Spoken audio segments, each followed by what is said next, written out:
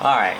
I just got back from eating dinner, so I gotta remember what I was doing. I think I remember now. I was fighting a bunch of idiots.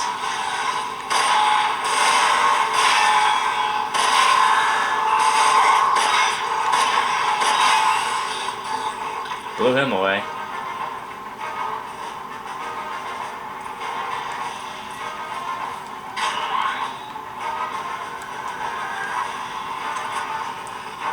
Well, I got some pulse rounds I haven't used yet.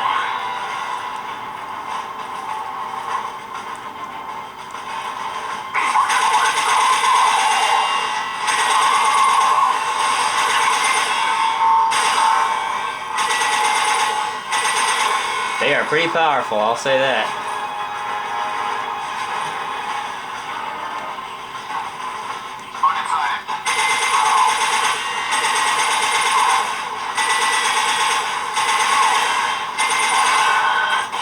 Wow, he just stood there and took it.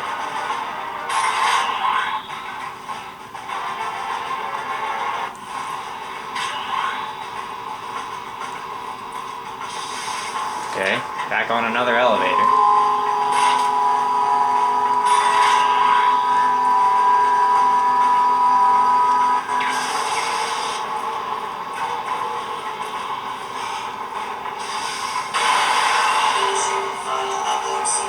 Final uplink sequence. Soon I'll be fighting enemies.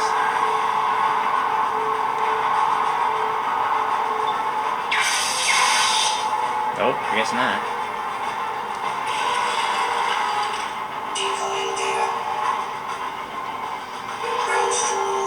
Activate satellite positioning terminal. How do I do that?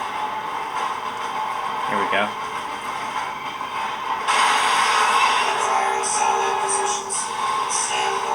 Comes enemies.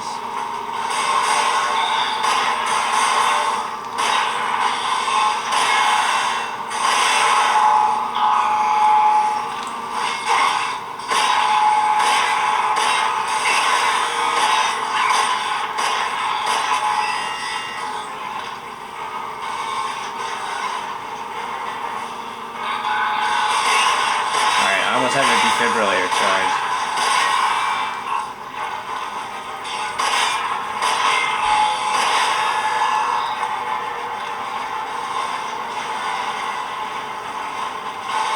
Oh god. Alright, let me save. Since I don't have a charge yet.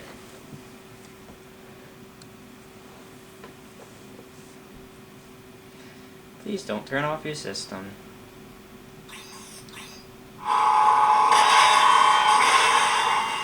I tried to use my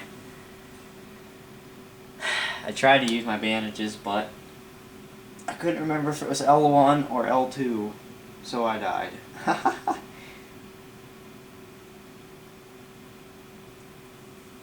That's a shame.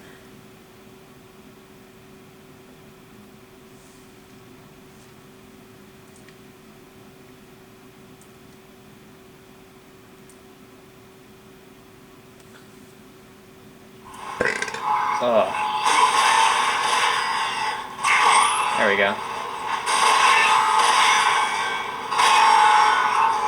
Shit. Goodbye. Activate coordinate decryption terminal. God, this is a convoluted process. You'd think these guys would have streamlined it.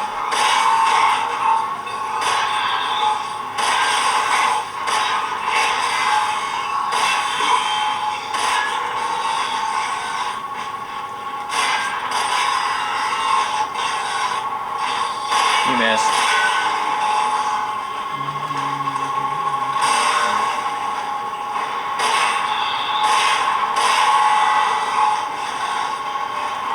Are they just stored in these little pods or something, whatever these things are?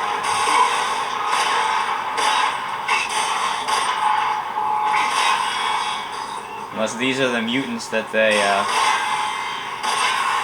are controlling through that nanochite stuff. Right in the face.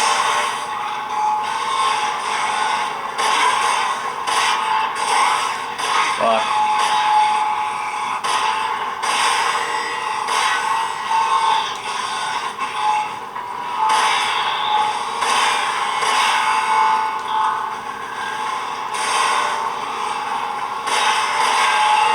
Come on, dude.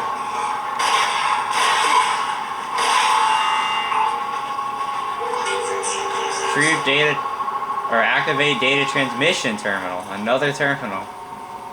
It's not that one. It's not that one. Where the hell is it? There it is.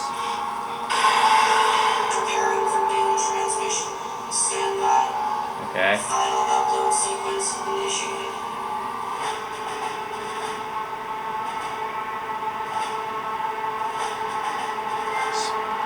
Hey, not too rough. Gold trophy.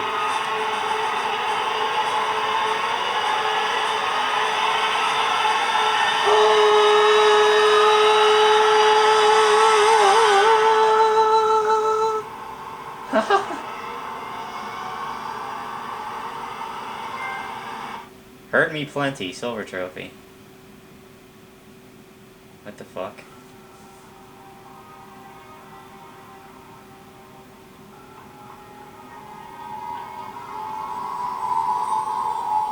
The hell is this? Some kind of satellite.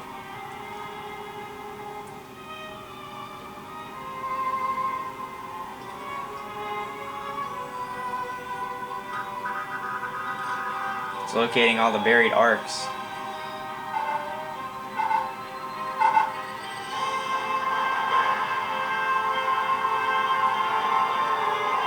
Here they come.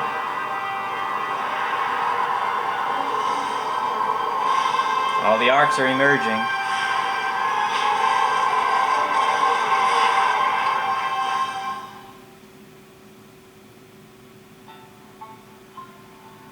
And that's it. That's the end of the game.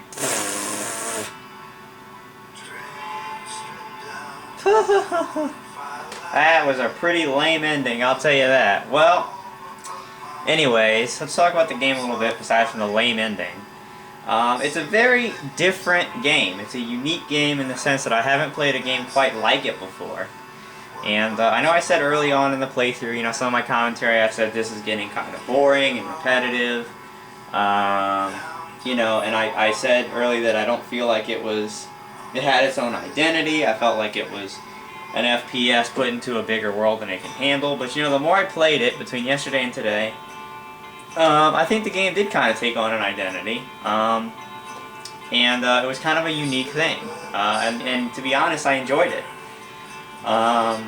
You know, you really don't need the large-scale map that I was complaining about earlier in the playthrough. You really don't need it, and I still wish that they would have put, you know, the objectives when you got into a town or a city. That was kind of annoying, that you had to, you know, walk all over and you know, trying to find stuff in the town because they just took your objective away for some reason.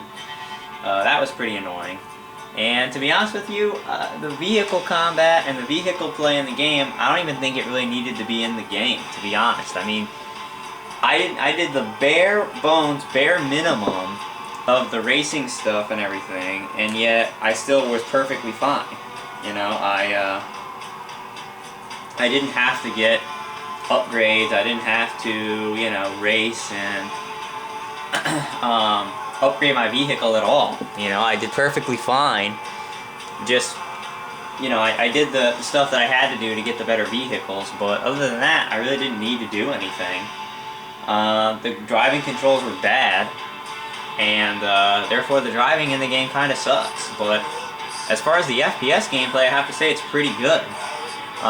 One of the best games graphically I've ever seen, except of course for the pop-in textures. That was kind of a problem, and was distracting at points. But other than that, I mean, the game runs at a extremely smooth 60 FPS pretty much throughout. There was only that one part where the frame rate started getting choppy. Other than that, though, you know, it was, you know, very smooth. 60 FPS, and I don't know if I've played an FPS that was quite as smooth as this one.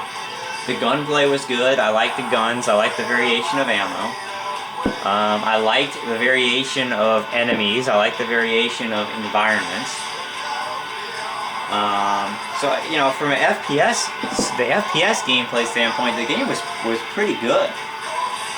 It was refreshing to play something unique in some ways. Now the quests. Let me turn this down a little bit so I don't have to talk over the music. But the quests, okay, you know, yeah, the quests did get repetitive. The quests were pretty much all the same thing. They were either go to this area and wipe out all the enemies, or go to this area, wipe out a bunch of enemies, and get something. But I thought they did a good job of varying the enemies, varying the environments, you know, well enough that it didn't seem too repetitive. It did still seem repetitive, but I thought, like I said, the variation in the enemies, the variation in the weaponry and the environments prevented the game from getting repetitive to a point of complete boredom. Because I did have fun with the game. I had fun playing it.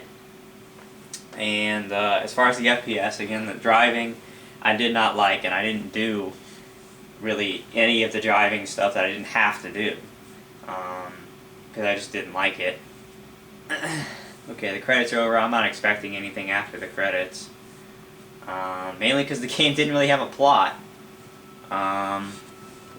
So, press start. Whoops. Yep, we just go back to the main menu, so. Okay, well, the last thing to say again is this game really didn't have much of a plot, which was a disappointment. There was a very bare bones plot, but the game really never explained who you were. The game never explained who the authority really were, or what happened, what the point of any of this was.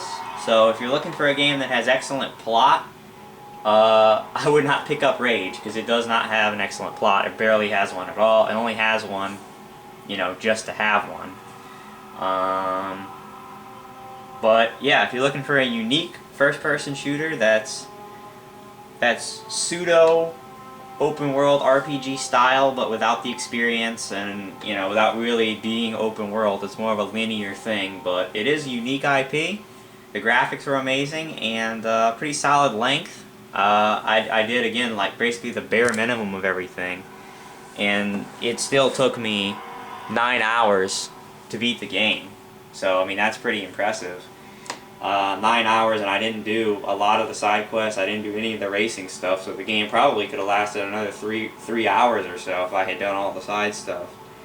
But yeah, pretty solid FPS. I enjoyed it, and that'll do it for the single player campaign of Rage.